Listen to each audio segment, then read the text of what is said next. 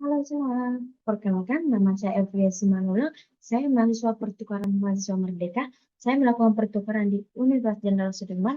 Saya berasal dari kampus Universitas Samudra Langsa Aceh. Kali ini saya akan mempresentasikan penyelesaian perselisihan hubungan industrial melalui litigasi dan non-litigasi yang diatur dalam Undang-Undang Nomor 2 Tahun 2004. Mata kuliah ini yaitu Hukum Penyelesaian Perselisihan Hubungan Industrial dengan dosen pengampu Ibu Dr. Siti Kunarti SHM. Kali ini kita akan memulai presentasinya. Yang pertama, kita akan membahas tentang apa sih itu perselisihan hubungan industrial, mengapa sampai timbul perselisihan hubungan industrial. Oke, pertama kita akan membahas apa pengertian perselisihan hubungan industrial. Perselisihan hubungan industrial adalah perbedaan pendapat yang mengakibatkan pertentangan antara pengusaha atau gabungan pengusaha dengan pekerja buruh atau serikat pekerja atau serikat buruh. Mengapa? Dikarenakan karena adanya perselisihan hak, perselisihan kepentingan, perselisihan pemutusan hubungan kerja atau PHK, perselisihan antara serikat buruh dengan serikat buruh dengan serikat buruh lainnya dalam satu perusahaan. Mengapa sih terjadi perselisihan itu dan apa sih perselisihan hak itu? Pertama, kita akan membahas tentang perselisihan hak. Perselisihan hak adalah timbul karena tidak dipenuhinya hak akibat adanya perbedaan pelaksanaan atau penafsiran terhadap ketentuan peraturan perundang-undangan atau perjanjian kerja atau peraturan-peraturan atau perjanjian kerja bersama sehingga timbul rasa pemenuhan haknya tidak sesuai dengan apa yang telah mereka sepakati sehingga timbul perselisihan hak. Yang kedua, perselisihan kepentingan. Nah, perselisihan kepentingan adalah perselisihan yang timbul dalam hubungan kerja karena tidak adanya kesesuaian pendapat mengenai pembuatan dan atau perubahan syarat-syarat kerja yang ditetapkan dalam perjanjian kerja atau peraturan perusahaan dan perjanjian kerja bersama sehingga timbul perselisihan kepentingan. Yang ketiga, yaitu perselisihan putusan hubungan kerja atau biasa disebut dengan PHK adalah perselisihan yang timbul karena adanya tidak kesesuaian pendapat yang mengakibatkan pengakhiran hubungan kerja yang dilakukan oleh salah satu pihak. Contohnya ini tiba-tiba saya bekerja satu perusahaan, saya tiba-tiba di PHK karena ada alasan-alasan ini. Saya merasa dirugikan atau saya merasa saya tidak saya tidak saya tidak eh, saya, ti- saya merasa tidak bisa dilakukan seperti ini. Saya merasa mengapa saya di PHK dan dilakukan eh, pemutusan hubungan kerja secara pihak sehingga timbullah perselisihan hubungan kerja, perselisihan pemutusan hubungan kerja. Yang ketiga yaitu perselisihan antara serikat pekerja atau serikat buruh dalam satu perusahaan. Ini timbul karena adanya ketidaksepahaman atau pendapatan antara pendapat atau pemenuhan hak antara serikat buruh yang satu dengan serikat buruh yang lainnya. Nah, dalam suatu organisasi pasti ada pendapat yang tidak sesuai atau merasa dirugikan haknya atau merasa tidak sesuai pendapatnya sehingga timbul perselisihan antara serikat buruh atau serikat pekerja dalam satu perusahaan. Oke, selanjutnya kita akan membahas gimana sih diatur segala perselisihan-perselisihan ini. Ini diatur dalam Undang-Undang Nomor 2 Tahun 2004 yang sebelumnya diatur dalam Undang-Undang Nomor 22 Tahun 1957. Mengapa sih diganti dari Undang-Undang Nomor 22 Tahun 1957? Nah, digantikan karena adanya ketidaksesuaian dalam setiap pelaksanaan, dalam setiap ketentuan-ketentuan yang mengakibatkan ketidakadilan, adanya pihak yang merasa tidak sesuai lagi dalam menyelesaikan perkara perselisihan hubungan industrial dan pekerja dan perkembangan zaman yang semakin maju sehingga digantikan dengan Undang-Undang Nomor 2 Tahun 2004. Selanjutnya kita akan melihat apa sih prinsip dalam penyelesaian dalam PPHI. Oke, yang pertama itu wajib musyawarah dan mufakat. Sebagai negara demokrasi, diwajibkan untuk menyelesaikan segala perselisihan dan persengketaan itu melalui musyawarah dan mufakat untuk memulihkan keadaan, bukan untuk saling membalaskan dendam antara yang satu dengan yang lainnya, sehingga akan timbul perselisihan-perselisihan lainnya. Makanya dilakukan dengan wajib musyawarah dan mufakat. Yang kedua itu bebas memilih lembaga penyelesaian. Dalam hubungan industrial, pemerintah memberikan kebebasan pada semua pihak untuk menentukan apa yang menjadi pilihan mereka dalam penyelesaian perselisihan mereka. Sehingga mereka dapat memilih nih, melalui apa, biparti, mediasi, konsiliasi, arbitrasi, atau pengadilan. Mereka dapat memilih, tetapi ada tahap-tahap selanjutnya untuk sampai ke pengadilan. Bukan berarti mereka harus bisa memilih langsung pengadilan. Tidak, mereka harus melakukan tahap-tahap terlebih dahulu. Yang ketiga, cepat, tepat, adil, dan murah. Cepat yaitu formalitas atau setiap tahap-tahap ini sudah ditentukan dalam undang-undang. Tepat berarti sesuai sasaran atau sesuai dengan keinginan atau perselisihan yang terjadi. Adil berarti setiap perselisihan itu harus adil, memberikan kesepakatan yang adil untuk kedua belah pihak, bukan sepihak. Itu murah, di mana perselisihan yang bawah 150 juta ke bawah itu tidak dikenakan biaya. Oke, selanjutnya kita akan membahas tentang Undang-Undang Nomor 2 Tahun 2004 tentang penyelesaian perselisihan hubungan industri ini memberikan dua pilihan untuk menyelesaikan perselisihan hubungan industrial, itu melalui non-litigasi dan litigasi. Non-litigasi itu di luar pengadilan dan litigasi itu di dalam pengadilan. Oke, kita akan membahas itu. Penyelesaian perkara melalui non-litigasi ini menjadi salah satu pilihan untuk menyelesaikan perselisihan secara filosofis. Penyelesaian ini lebih baik rasanya. Mengapa? Karena satu, penyelesaian non-litigasi bisa diterima oleh masing-masing pihak.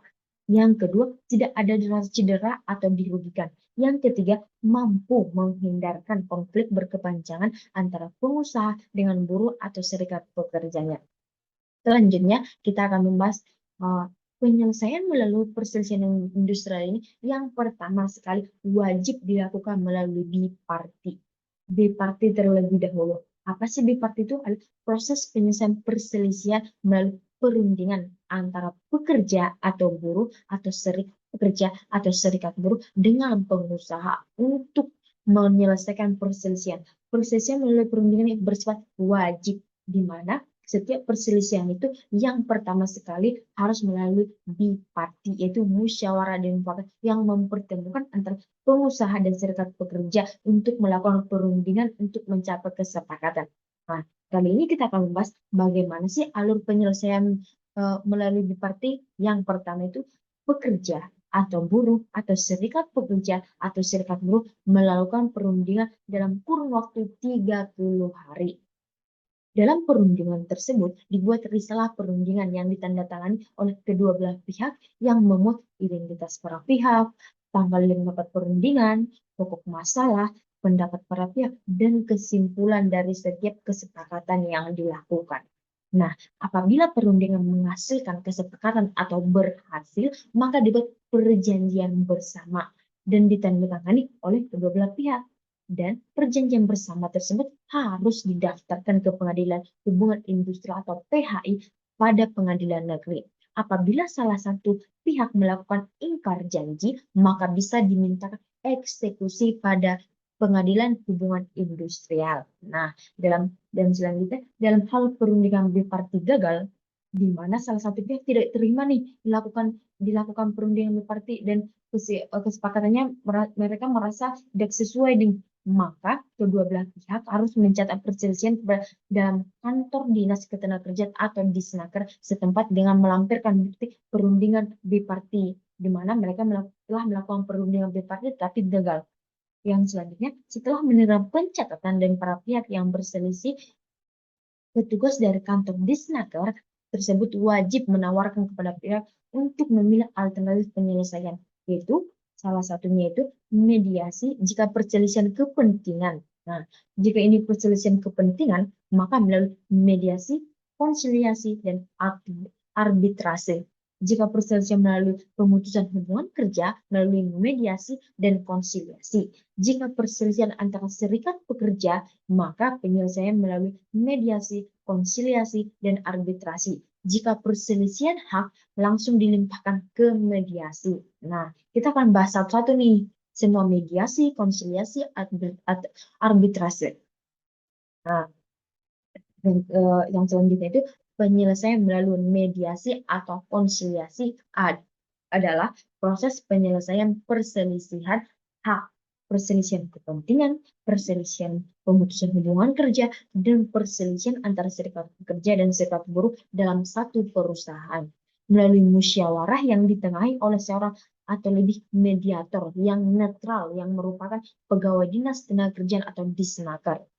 Jadi mediator itu yaitu pegawai negeri dinas ketenagakerjaan yang telah memenuhi syarat sebagai mediator. Mediator menyelesaikan tugasnya itu dalam waktu 30 hari kerja meliputi kegiatan penelitian tentang duduknya perkara itu selama 7 hari. Yang kedua, sidang mediasi atau konsiliasi 10 hari, pembuatan anjuran berdasarkan sikap para pihak. Nah, konsiliator itu harus menyesuaikan sikap para pihak. Bagaimana nih eh, eh, bagaimana sikap para pihak dalam menyelesaikan perkaranya dalam waktu 10 hari. Yang ketiga, membuat perjanjian bersama 3 hari jika disepakati. Jika kedua belah pihak menyepakati kesimpulan atau anjuran yang diberikan mediator, maka dilakukan perjanjian bersama itu selama 3 hari. Nah, alur penyelesaian mediasi itu bagaimana sih? Nah, mari kita bahas, yaitu yang pertama, setelah menerima pelimpahan perselisihan, maka mediator wajib menyelesaikan tugasnya selama 30 hari kerja terhitung sejak mengadakan sidang mediasi. Yang kedua, mediator dapat memanggil satu saksi ahli guna diminta dan didengar kesaksiannya. Jika diperlukan, saksi atau saksi ahli harus menunjukkan serta membukakan buku-buku atau surat-surat yang diperlukan. Tiga, apabila tercapai kesepakatan, maka dibuat perjanjian bersama yang ditandatangani kedua belah pihak serta didaftarkan ke peradilan hubungan industrial. Yang selanjutnya, apabila salah satu pihak melakukan ingkar janji, maka bisa diminta eksekusi kepada pihak peradilan hubungan industrial. 5. Apabila tidak tercapai nih kesepakatan, maka mediator wajib mengeluarkan anjuran tertulis yang dilimpahkan kepada kedua belah pihak. Dan apabila anjuran telah diterima oleh kedua belah pihak, maka dibuat perjanjian bersama dan didaftarkan ke pengadilan hubungan industrial. Apabila anjuran mediator tidak diterima oleh salah satu pihak, maka pihak yang bersangkutan dapat melakukan atau meneruskan proses penyelesaian perselisihan dengan mengajukan gugatan kepada peradilan hubungan industrial. Selanjutnya kita akan membahas itu penyelesaian melalui konsiliasi. Nah, jika mediasi tidak berhasil, masih ada konsiliasi, yaitu proses penyelesaian perselisihan kepentingan atau perselisihan hubungan kerja, perselisihan hubungan kerja, perselisihan antar serikat buruh atau serikat pekerja dalam satu perusahaan melalui musyawarah yang ditengahi oleh seorang konsiliator atau lebih atau konsiliator yang netral dan memenuhi syarat-syarat dengan ketentuan atau ketetapan yang tepat Menteri Tenaga Kerja dan wajib memberikan anjuran tertulis kepada pihak yang berselisih. Nah, bagaimana sih alur proses konsiliasi? Nah, alur konsiliasi itu hampir sama dengan mediasi, di mana pertama itu para pihak harus memilih di mana para pihak bedanya itu para pihak harus memilih nih yang mana konsiliator, mereka bebas memilih konsiliator mana yang dapat menyelesaikan perselisihan mereka, yaitu para pihak memilih konsiliator dan mengajukan penyelesaian secara tertulis kepada konsiliator tersebut. Yang kedua, setelah menerima perlimpahan perselisihan, maka konsiliator wajib menyelesaikan tugasnya selambat-lambatnya 30 hari kerja terhitung sejak menerima perlimpahan perselisihan. Yang ketiga itu konsiliator harus mengadakan penelitian tentang pokok perkara dan mengadakan sidang konsiliator. Selanjutnya, yang keempat itu konsiliator dapat memanggil seperti dalam mediasi saksi-saksi ahli yang diminta untuk didengar kesaksiannya untuk mempertegas atau untuk memberikan kesimpulan lebih baik lagi dalam menentukan pilihan. Yang kelima itu apabila tercapai kesepakatan, maka dibuat perjanjian bersama yang wajib ditandatangani oleh kedua belah pihak serta didaftarkan ke pengadilan hubungan industrial. Nah, apabila salah satu pihak melakukan ingkar janji, maka bisa diminta eksekusi kepada pengadilan hubungan industrial. Apabila anjuran diterima oleh kedua belah pihak, maka dibuat perjanjian bersama dan didaftarkan ke pengadilan hubungan industrial. Apabila salah satu melakukan ingkar janji, maka bisa diminta eksekusi kepada pengadilan hubungan industrial. Apabila anjuran tidak diterima oleh salah satu pihak nih, maka pihak yang bersangkutan dapat meneruskan proses perselisihan dengan mengajukan gugatan ke pengadilan hubungan industrial. Nah, selanjutnya itu penyelesaian melalui arbitrase, yaitu suatu proses penyelesaian perselisihan kepentingan dan perselisihan antar serikat pekerja atau serikat buruh dalam satu perusahaan di luar pengadilan hubungan industri melalui kesepakatan tertulis dan para pihak yang berselisih untuk menyerahkan penyelesaian perselisihan kepada arbiter atau daftar arbiter yang ditetapkan oleh Menteri Ketenagakerjaan yang keputusannya mengikat para pihak dan bersifat final. Nah, arbitrasi ini bersifat final, penyelesaiannya bersifat final. Jadi, para pihak tidak bisa mengajukan lagi ke pengadilan jika kesepakatan telah tercapai dalam arbitrasi, karena arbitrasi itu penyelesaiannya bersifat final dan para pihak wajib menyetujui perselesaian melalui arbitrasi. Tetapi jika dalam suatu perselisihan atau kesimpulan atau perjanjian bersama dalam arbitrasi terdapat kesalahan yang melanggar yang diatur dalam undang-undang, maka bisa diajukan ke pengadilan negeri yang diajukan oleh gugatan oleh salah satu pihak.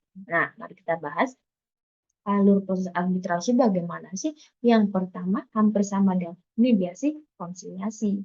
Nah, yang pertama para pihak bersepakat untuk memilih proses arbitrasi. Kesepakatan dituangkan dalam perjanjian arbitrasi yang memuat identitas para pihak, pokok persoalan, jumlah arbitrase, pernyataan para pihak untuk tunduk dan menjalankan keputusan arbitrase, dan tempat tanggal pembuatan surat perjanjian dan tanda tangan para pihak.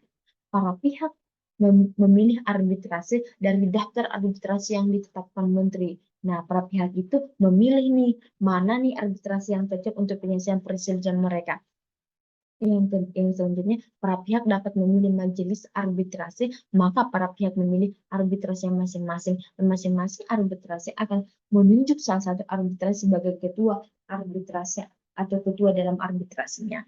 Oke, selanjutnya itu arbitrasi dan para pihak harus membuat perjanjian penunjukan arbiter yang memuat identitas para pihak, arbitrer, identitas para pihak dan arbiter, pokok persoalan, biaya arbitrase, dan honorium arbitrase.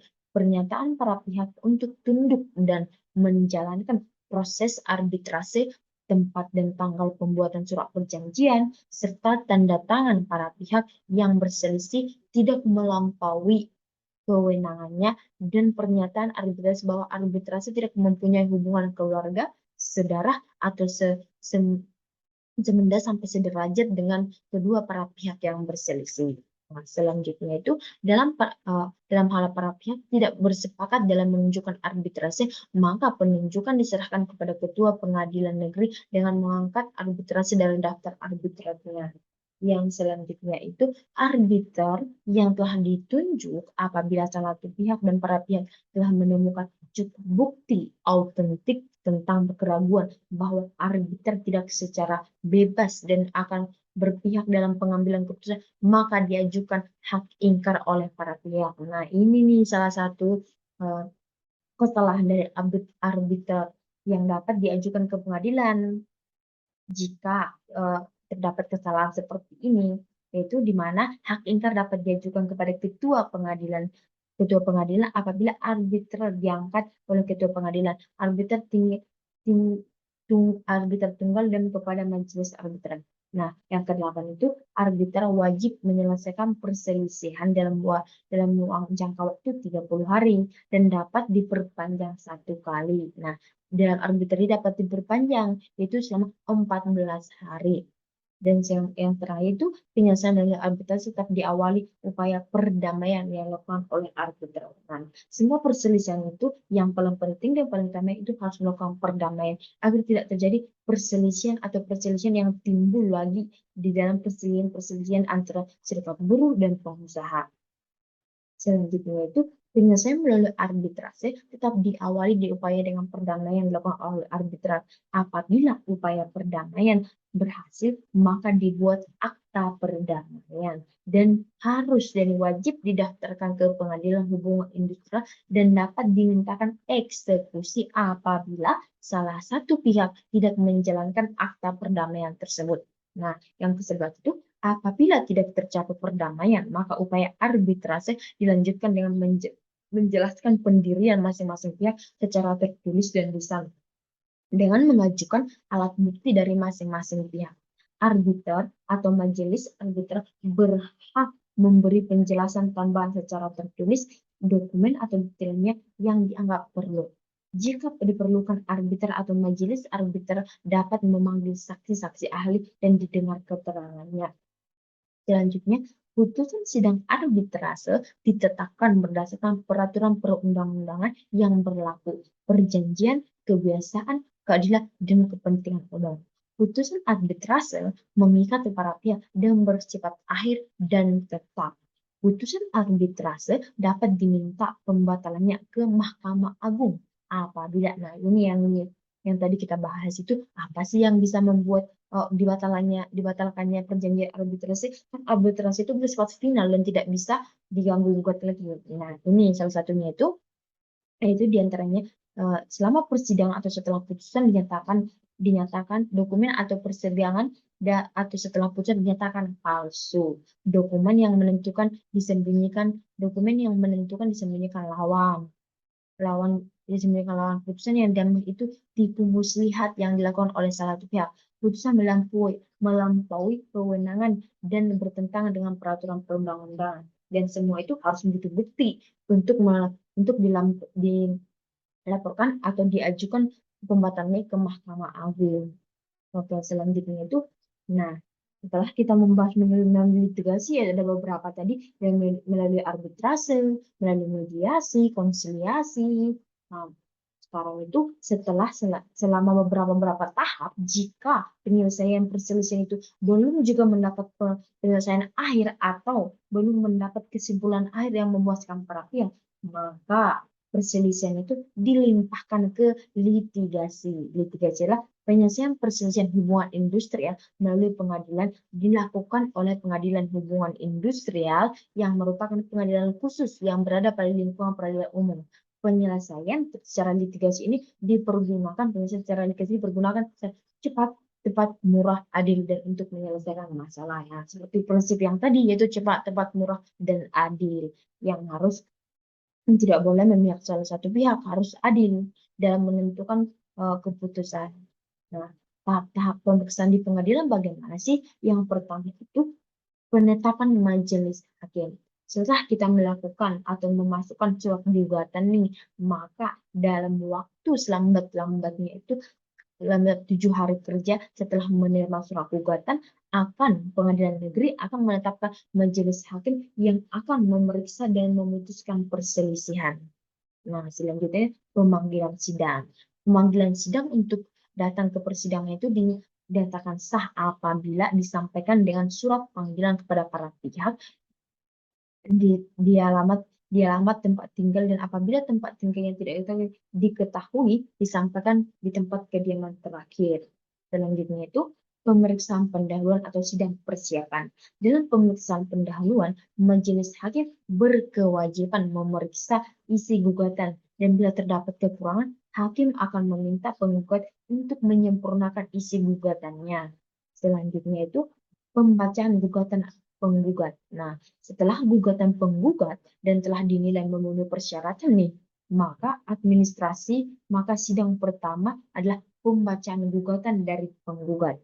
Selanjutnya itu pengajuan jawaban dari tergugat seperti replik dan duplik ini. Pengajuan jawaban dari tergugat terhadap surat gugatan penggugat, maka majelis hakim akan memberikan hak terhadap tergugat untuk mengajukan surat jawabannya.